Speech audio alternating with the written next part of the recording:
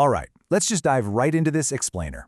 Today, we're going to treat your YouTube channel exactly like you're constructing a highly optimized digital brick-and-mortar business.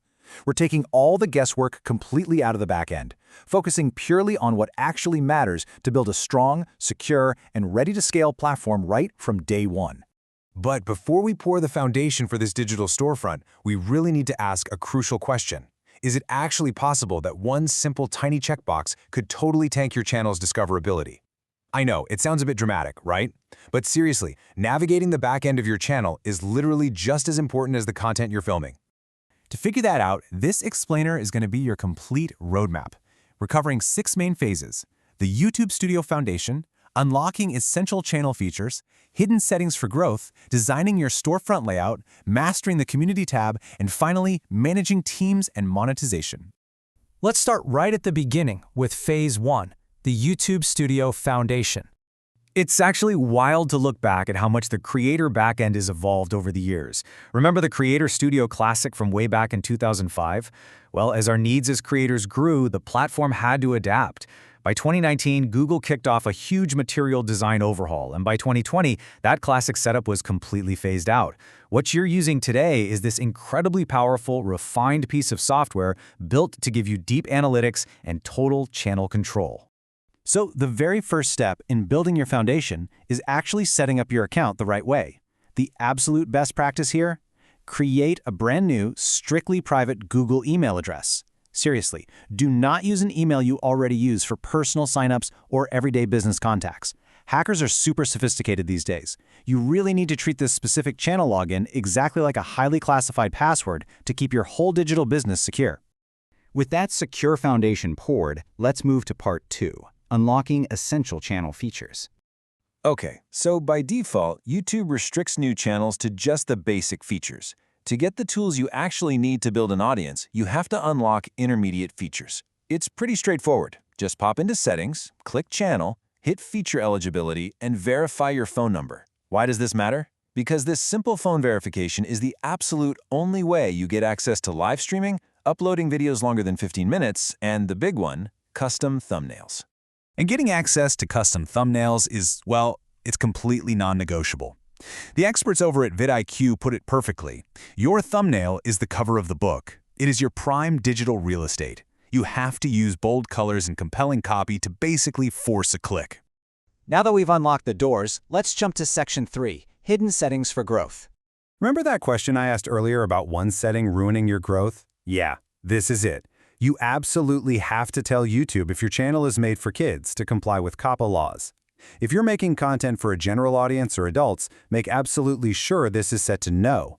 Because if you accidentally mark it as made for kids, the system instantly shuts off your comments, kills personalized ads, and severely limits your overall reach. It's a massive make-or-break legal setting.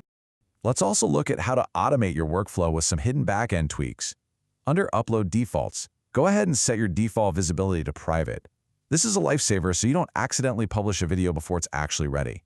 You'll also want to preload your description with maybe 3 to 6 niche hashtags. Fill up your channel tags about halfway with evergreen keywords, and definitely turn on strict community moderation.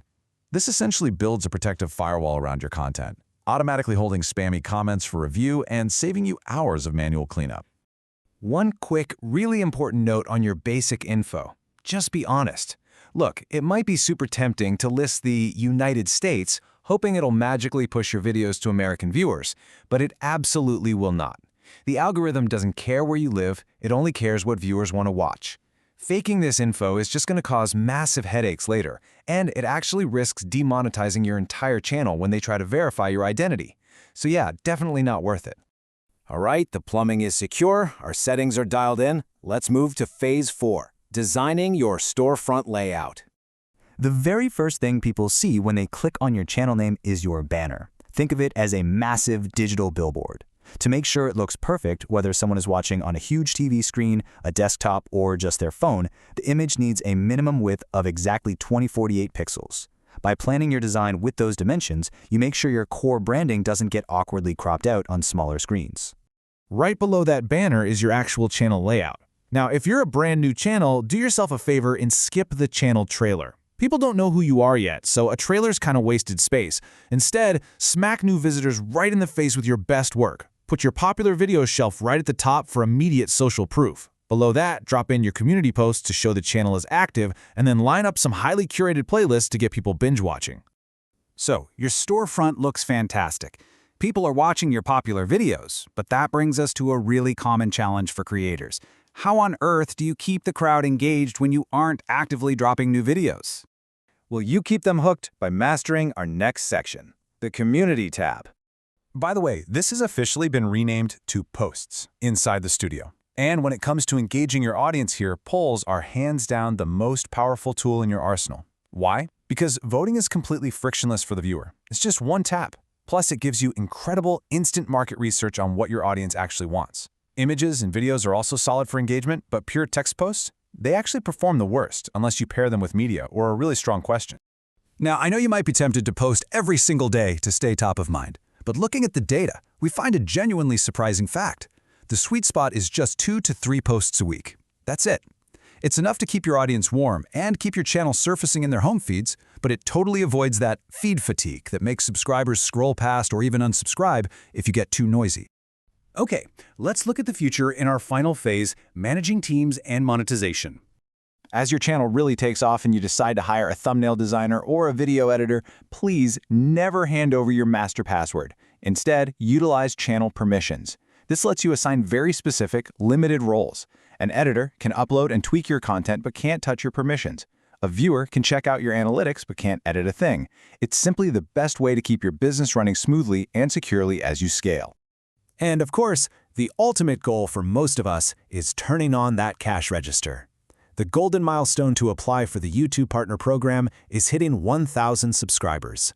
You've got to pair those 1,000 subs with either 4,000 public watch hours on your long-form videos over the last year or 10 million valid Shorts views in the last 90 days.